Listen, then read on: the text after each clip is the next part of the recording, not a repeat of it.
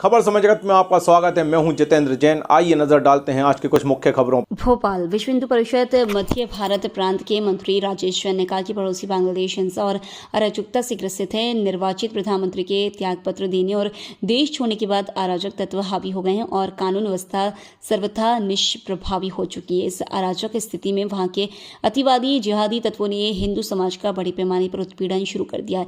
राजेश जैन ने कहा कि बांग्लादेश में पिछले कई दिनों से हिंदू अल्पसंख्यकों के धार्मिक स्थानों, व्यावसायिक प्रतिष्ठानों और घरों को नुकसान पहुंचाया गया है।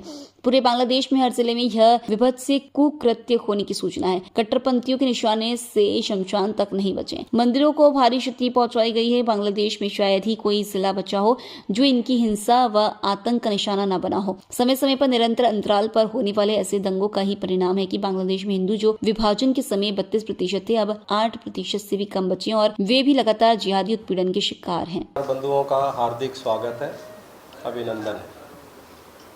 विश्व हिंदू परिषद जब भी कोई हिंदू समाज के ऊपर आपत्ति विपत्ति ऐसी कोई घटना घटती है तो त्वरित आप लोगों को कष्ट देता है और आप हम सबके आग्रह पर इस संख्या में उपस्थित होते हैं। उसके लिए एक बार पुनः पूरे विश्व हिंदू परिषद की तरफ से आप सबका आभार। विषय आपके ध्यान में है कि अभी पिछले 2-3 दिन से लगातार हम पढ़ रहे हैं और देख रहे हैं बांग्लादेश में जो घट रहा है। वहाँ पर चुनी हुई सरकार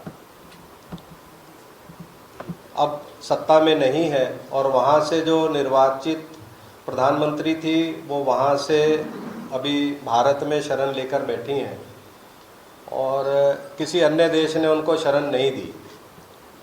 बांग्लादेश क्योंकि भारत का ही अंग रहा है और जब बांग्लादेश बना तब लगभग 38% हिंदू वहाँ थे, जो धीरे धीरे कम होकर 8% रह गए और जो 8% रह गए वो आज जिस स्थिति में है उसकी कल्पना मात्र से ही रोंगटे खड़े हो जाते हैं। जो उनके साथ घट रहा है उसके साथ ये ध्यान में आता है कि जितने भी संगठन जब कोई किसी अन्य समाज के साथ इस प्रकार की घटना घटती है तो त्वरित मोमबत्ती लेकर, दिए जलाकर या प्रदर्शन कर कर उनके प्रति संवेदना व्यक्त करते हैं।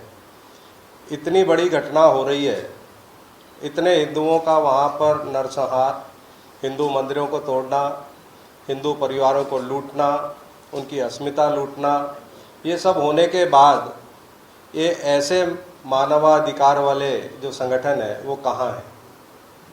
तो विश्व हिंदू परिषद केंद्र से भी मांग करता है कि हमारे जितने भाई वहाँ पर हैं उन सबकी सुरक्षा का जिम्मा भी हमारा ही बनता है।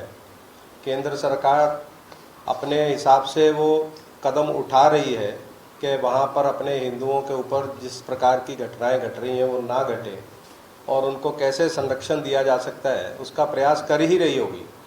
पर विश्व हिंदू परिषद भी आज केंद्र सरकार से मांग करता है कि अपने सभी हिंदू जहाँ भी रहते हैं देश में विदेश में वो सब संरक्षित रहें, सुरक्षित रहें, उनके ऊपर किसी प्रकार की इस प्रकार की घटनाएं ना घटे। ऐसा एक प्रयास विश्व हिंदू परिषद आज आपके माध्यम से भी आम समाज से भी आग्रह करता है कि वो आगे आए, अपने हिंदू परिवारों के ऊपर जो बीत रहा है वो ना बीते, ऐसी घटनाएं ना हो, इसमें हम सबकी संवेदना तो रह ही रहे, हम सबका मॉरल सपोर्ट तो रह ही रहे, पर कहीं जहाँ भी हमारी आवश्यकता पड़ेगी विश्व हिंदू परिषद की या हिंदू समाज की, हम सब आगे आकर उनकी मदद करने के लिए हमेशा तैयार रहें। खबर समय जगत के लिए संवाददाता आदित्य सराठे की report. For latest news, subscribe to our channel and press the bell icon